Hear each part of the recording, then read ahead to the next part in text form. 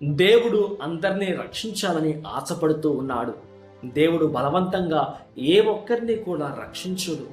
జాతి కానీ, కులం కానీ, మతం కానీ, వర్ణం కానీ రక్షించలేదు. కానీ క్రీస్తేసు మార్గమే మనలను రక్షణలోకి నడిపిస్తుంది. ప్రియదేని బిడ్డలారా, ఈనాడు తల్లి శ్రీస్తవ మనందరినీ కూడా 21వ సామాన్య ఆదివారంలోకి ఆహ్వానిస్తుంది. ఈనాటి పట్టణాలను మనం చూసుకున్నట్లయితే యెషయా గ్రంథము 66వ అధ్యాయము 18వ వచనం నుంచి 21వ వచనం, మరియు 2వ పట్టణంలో హెబ్రీయులకు రాసిన లేఖ 12వ అధ్యాయము 5 నుంచి 7 వరకు, మరియు 11 నుంచి 13.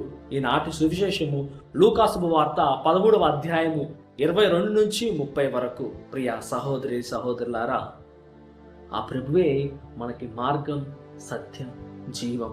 కాబట్టి ఆ మార్గము, సత్యమైన జీవమును ఆయన ప్రభువుని మన జీవితంలోకి ఆహ్వానించుకుందాం. ప్రియదేని బిడ్డలారా, నేనే మార్గం, సత్యం, జీవం, సర్వదా నీ తోడుంటా, అలసిన వేళ నే సేద తీరా, ఒదిగిపో నా ఒడిలో, ఒదిగిపో నా ఒడిలో, కన్నవారు కాదన్నా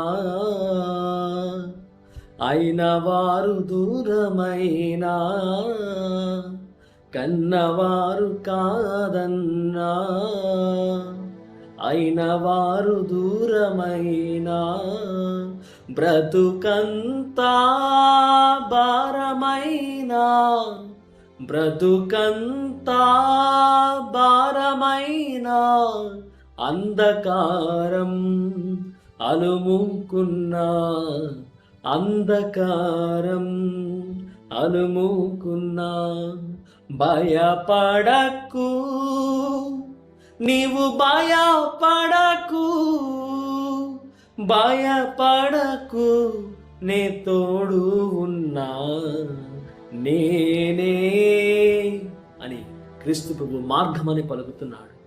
నేనే సత్యం, జీవం, సర్వం. ప్రియ సహోదరి సహోదరులారా, అంటరానితనం దేవునికి అస్సలు లేనే లేదు. ఆయనకి కులం కానీ, మతం కానీ, వర్ణం కానీ, భాష కానీ, ప్రాంతం కానీ, ఏ విధమైన విభేదాలు తనకు లేవని ఈనాటి వాక్యంలో యెషయా ప్రవక్త ద్వారా ఇజ్రాయేలు ప్రజలకు బోధిస్తూ వారిని ఖండిస్తూ ఉన్నాడు. ప్రియదేని బిడ్డలారా, ఇజ్రాయేలు ప్రజలు తలుస్తూ ఉన్నారు, ఆహా, యావే దేవుడు మాకే సొంతం, ఆయన మమ్మల్ని మాత్రమే సృజించాడు, ఆయన మమ్మల్ని మాత్రమే దీవిస్తాడు, ఇంకెవరిని దీవించడని తలస్తున్న దినాలవి. ఇజ్రాయేల్ ప్రజల యొక్క గర్వం నడుస్తుంది ఆ సమయంలో, దేవుడు మాకు మాత్రమే సొంతమని. అటువంటి సమయంలో యెషయా ప్రవక్త ద్వారా 66వ అధ్యాయము 21వ వచనంలో యెషయా ప్రవక్త ఈ విధంగా పలుకుతున్నాడు, ఇక నుంచి యాజకులుగాను ప్రవక్తలుగాను ఇజ్రాయేల్ ప్రజల నుంచే కాక అన్య ప్రజల్లో నుంచి నేను వారిని లేవనెత్తుతాను. వారు ఇక నుండి నా దివ్య మందసమును మరి ఆరాధించుటకు, దీపధూప నైవేద్యాలు సమర్పించుటకు యాజకులుగాను లేవీలుగాను ఇతర జాతుల నుంచి నేను లేవనెత్తుతాను అని ఎప్పుడైతే ప్రభువు మరి యెషయా ప్రవక్త ద్వారా మాట్లాడుతూ ఉన్నారో, ఇక్కడ ఈ ఇజ్రాయేల్ ప్రజలు స్టన్ అయిపోతున్నారు, ఆశ్చర్యపడిపోతున్నారు. ఇదేంటి, ఇది ఎలా సాధ్యం, ఇది సాధ్యపడకూడదు కదా, దేవుడు మాకు మాత్రమే సొంతమని గర్వంతో వెర్రపెగుతున్న సమయంలో దేవుడు వారి యొక్క నడుములను యెషయా ప్రవక్త ద్వారా విరగొడుతున్నాడు. ప్రియదేని బిడ్డలారా, ఈ రోజున నీవు కూడా ఈ దేవుడు నాకు మాత్రమే సొంతం, మరి నా దేవుడు, మరి నా సంఘము, నా కుటుంబాన్ని నువ్వు తలస్తున్నట్లయితే దేవుడు ఖచ్చితంగా నీ కుటుంబంలో దేవుని పెట్టుకొని నీ ఇష్టానుసారం జీవిస్తే ఆయన ఏమాత్రము కూడా ఒప్పడని, ఇతరుల ద్వారా నీకు బుద్ధి చెబుతాడని ఈనాటి వాక్య పరిచర్యలో మనకు అర్థమవుతుంది. ప్రియదేని బిడ్డలారా, ఈనాటి 2వ పట్టణంలో 12వ అధ్యాయము హెబ్రీయులకు రాసిన లేఖ నిరీక్షణ అధ్యాయంగా పునీత పౌలు గారు రాస్తూ ఉన్నారు. నిరీక్షణలో కూడిన క్రమశిక్షణ దేవుని యొక్క మార్గంలోకి నడుపుతూ ఉందని ఈనాటి వాక్యంలో పౌలు గారు మనకు బోధిస్తూ ఉన్నారు. ప్రియమైన బిడ్డలారా, ఇక్కడ పౌలు గారు చాలా చక్కగా బోధిస్తున్నారు. ఏమని? ప్రభు నిన్ను శిక్షించినప్పుడు శ్రద్ధ వహింపుము. నీ జీవితంలో ఏదైనా శ్రమ వచ్చిందంటే శ్రద్ధ వహింపుము. నీ జీవితంలో ఏదైనా సరే ఆందోళన వచ్చిందంటే శ్రద్ధ వహింపుము. నీ జీవితంలో ఏదైనా అనుకోని సంఘటన జరిగింది అంటే శ్రద్ధ వహింపుము. ఎందుకు అనగా దేవుడు నిన్ను క్రమశిక్షణలో పెట్టుటకై ఈ విధముగా తాను చేస్తున్నాడు. కుమారా, కుమార్తె, దేవుని యందు భయభక్తులు కలిగి జీవింపుము అని పునీత పౌలు గారు మనకు బోధిస్తూ ఉన్నారు. ప్రియమైన బిడ్డలారా, ఈనాటి 2వ పట్టణంలో తల్లిదండ్రుల వలె మనము ఏ విధముగా అయితే బిడ్డలని క్రమశిక్షణలో పెడుతూ ఉంటామో అట్టి విధముగా మనం పెట్టినప్పుడు బిడ్డలు తలస్తూ ఉంటారు.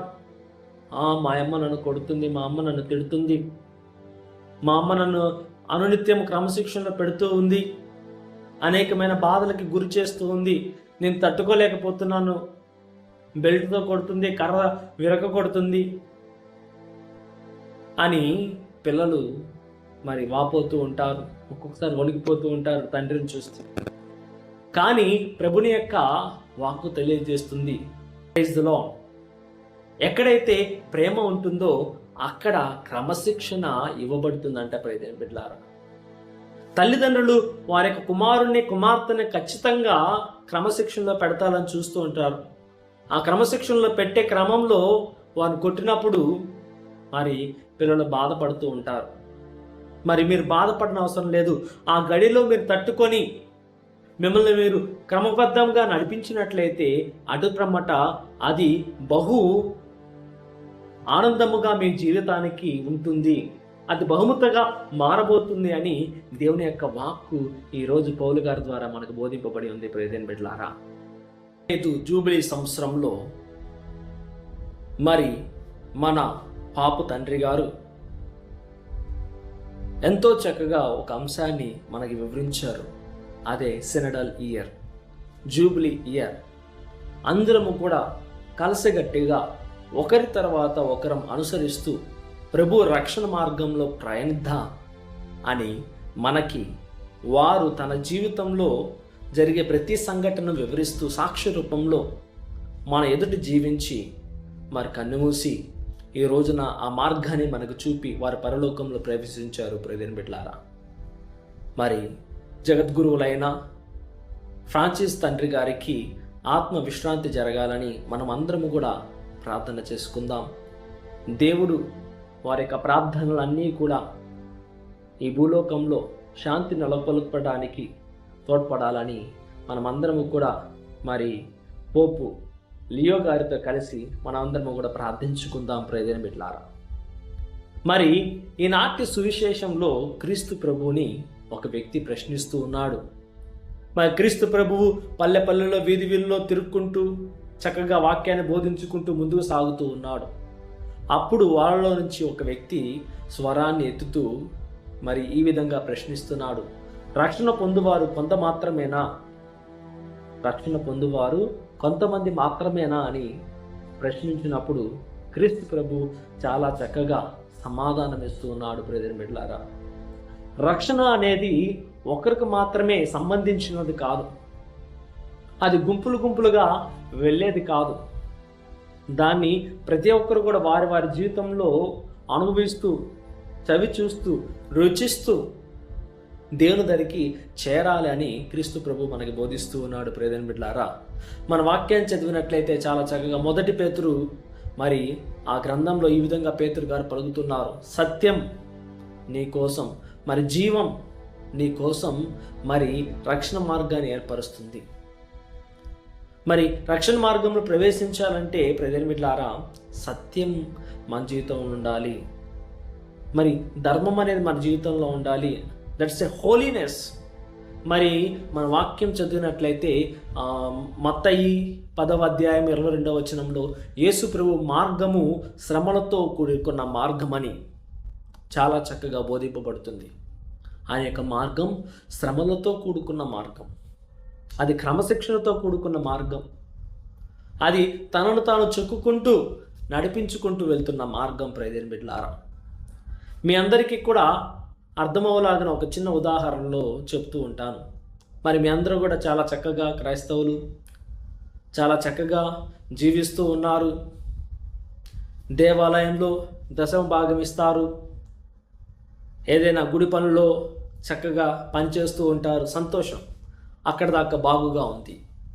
ఇప్పుడు మీరు ఇన్ని మంచి కార్యాలు చేసి గుడి నుంచి ఇంటికి వెళ్తూ ఉన్నారు, గుడి నుంచి ఇంటికి వెళ్తూ ఉన్నారు. ఇప్పుడు ఇంటికి వెళ్తున్న సమయంలో మెదుట ఒక ట్రాఫిక్ లైట్, ఆ యూటర్న్ దగ్గర ట్రాఫిక్ లైట్, రెడ్ లైట్ పడింది. ఆ ట్రాఫిక్ రెడ్ లైట్ పడిన తర్వాత ఎవరు లేరు కదా, ఎందుకు మనం ఆగాలి అని చెప్పేసి మీరేం చేశారంటే దాన్ని దాటుకొని స్పీడ్గా వెళ్ళిపోయారు. మరి ఈ అధునాతనమైన టెక్నాలజీ, ఏఐ టెక్నాలజీ వెంటనే దాన్ని ఫోటో కొట్టి మా నంబర్కి చలానా పంపిస్తూ ఉంది. ఈ పలానా చోట పలానా ప్రదేశంలో మీరు తప్పు చేశారు కనుక మీకు ఫైన్ వేయబడిందని ఆ చలానా మనకు వస్తూ ఉంది. ఇప్పుడు పోలీస్ పట్టుకున్నాడు. పోలీస్ పట్టుకొని మనల్ని ఏమని ప్రశ్నిస్తాడు? నువ్వు మంచివాడవా, నువ్వు చెడ్డవాడవా, నీ ధర్మక్రియలు నువ్వు చేస్తున్నావా, నీ దేవాలయంలో నువ్వు దశమ భాగం ఇస్తున్నావా, చర్చి పనుల్లో బాగా శ్రద్ధగా ముందుకు వెళ్తూ ఉన్నావా అని చెప్పి ఆయన ప్రశ్నిస్తాడా? లేకపోతే నువ్వెందుకు ఈ ట్రాఫిక్ సిగ్నల్ని దాటి ముందుకు వెళ్ళిపోయావు అని చెప్పేసి అడిగినప్పుడు మనం అందరం కూడా మరి తెల్ల ముఖం పెడుతూ ఉంటాం. ప్రజలు బిడ్డలారా, అయ్యో తప్పు చేశానే అని చెప్పేసి, మరి దొరికిపోయానే అని చెప్పేసి ఒక మనస్తాపంతో ఆయన ఎదుటి నుంచొని, పోలీస్ గారి ఎదుటి నుంచొని మరి చలానా కట్టి ముందుకు వెళ్తూ ఉంటాం. ప్రియమైన బిడ్డలారా, మరి ఆ ప్రభుని యొక్క మార్గం ఎలాంటిదంట? సత్యం కోసం, ధర్మం కోసం, మరి నీతి కోసం ఎవరైతే జీవిస్తూ ఉన్నారో అట్టివారికి దేవుని యొక్క మరి రక్షణ అనేది ఇవ్వబడుతుంది. ప్రియమైన బిడ్డలారా, అది ఒక్కసారిగా పాటించి వదిలేస్తే అయిపోయింది కాదు, అనుదినం మన జీవితంలో పాటిస్తూనే ఉండాలి. ప్రియమైన బిడ్డలారా, ఈనాటి సువిశేషంలో మనం చూస్తూ ఉన్నాము. లూకా శుభవార్త 13వ అధ్యాయము 22వ వచనం నుంచి 30వ వచనంలో అక్కడ మనం అందరము కూడా కలిసికట్టుగా వెళ్దాం, కలిసికట్టుగా ఆ ప్రభు మార్గంలో ప్రయాణిద్దామని మరి చెప్పబడుతుంది. మరి చివరి వచనాల్లో ఏమని ఉంది? మొదటివారు కడపటి వారగుదురు, కడపటి వారు మొదటి వారగుదురు. ప్రియమైన బిడ్డలారా, ఈనాడు మనం ఆ సిరడల్ లోగోను మనం చూసినట్లయితే అక్కడ మనం చాలా చక్కగా గమనించవచ్చు. మరి కార్డినల్లు, బిషప్పులు, కన్యాస్త్రీలు, విశ్వాసులు, చిన్న బిడ్డలు, యువకులు అందరూ కూడా ఒకరి తర్వాత ఒకరు క్రమబద్ధంగా, క్రమశిక్షణగా నుంచొని మరి ముందుకు సాగుతున్నట్లా మనం చూస్తూ ఉన్నాం. ప్రియమైన బిడ్డలారా, గుంపులుగా కాదు, అందరం కూడా క్రమశిక్షణగా మరి ఒకరి తర్వాత ఒకరిని తోడు తీసుకువెళ్ళి ఆ రక్షణ మార్గంలో అందరినీ కూడా మనం ఉంచి ఆ ప్రభు దగ్గరికి చేరుద్దామని ఈ సంవత్సరం మరి మనందరికీ కూడా ఈ 2025 జూబిలీ సంవత్సరాన్ని మనకి ఇవ్వబడింది. Synodal year, let us walk together and reach to Christ. దేవుని సన్నిధికి అందరము కూడా కలిసికట్టుగా వెళ్ళి ఆయన సన్నిధిలో చేరుకుందామని మనందరికీ కూడా పిలుపునివ్వబడుతుంది. మరి అత్యాధునికంగా మరి ఈ ప్రస్తుత కాలంలో నూతనంగా అభిషక్తులైనటువంటి జగద్గురువు లియో గారు కూడా మరి శాంతి సమాధానానికి పిలుపునిస్తూ ఉన్నారు. ఎన్నో దేశాల మధ్య గొడవలు, కొట్లాట్లు, యుద్ధాలు జరుగుతున్న సమయంలో అందరము కూడా కలిసికట్టుగా శాంతి సమాధానం కోసం ఈ దేశంలో మనం అందరము కూడా పాటుపడాలి, ప్రార్థన చేయాలి అని వారు కోరుకుంటూ ఉన్నారు. ప్రియమైన బిడ్డలారా, మరి ఆఫ్ఘనిస్తాన్ వాళ్ళు లేదా పాకిస్తాన్ వాళ్ళు లేదా అమెరికన్లు లేదా ఇతర దేశస్తులే పరలోకానికి వెళ్ళాలి, లేకపోతే ఈ భారతదేశస్తులు మాత్రమే పరలోకానికి వెళ్ళాలి, ఇటలీ దేశస్తులు మాత్రమే పరలోకానికి వెళ్ళాలి, ఫ్రాన్స్, స్పెయిన్, ఆఫ్రికన్ దేశస్తులు మాత్రమే పరలోకానికి వెళ్ళాలని దేవుడు కోరుకోవట్లేదు. ఈనాటి మొదటి పట్టణంలో జాతి వారు, ప్రతి వర్గం వారు, ప్రతి వర్ణం వారు నా యొద్దకు రండి, వారిని నేను యాజకులుగా లేవనెత్తుతాను. వారిలో దీనత్వము మాత్రము ఉంటే చాలు, వారిలో గర్వం లేకుండా నన్ను అనుసరించి నా పని చేయడానికి పూనుకున్న వారు ఉంటే చాలు, వారిని దీవిస్తానని దేవుడి రోజు యెషయా ప్రవక్త ద్వారా మరి అన్యులైన ప్రజలకు, ఇజ్రాయెల్ ప్రజల కళ్ళ ముందే పిలుపునిస్తూ ఉండగా ఇజ్రాయెల్ ప్రజలు ఆశ్చర్యపోతూ ఉన్నారు. ఈ రోజున దేవుని యొక్క పిలుపు ప్రతి ఒక్కరికి కూడా ఇవ్వబడింది.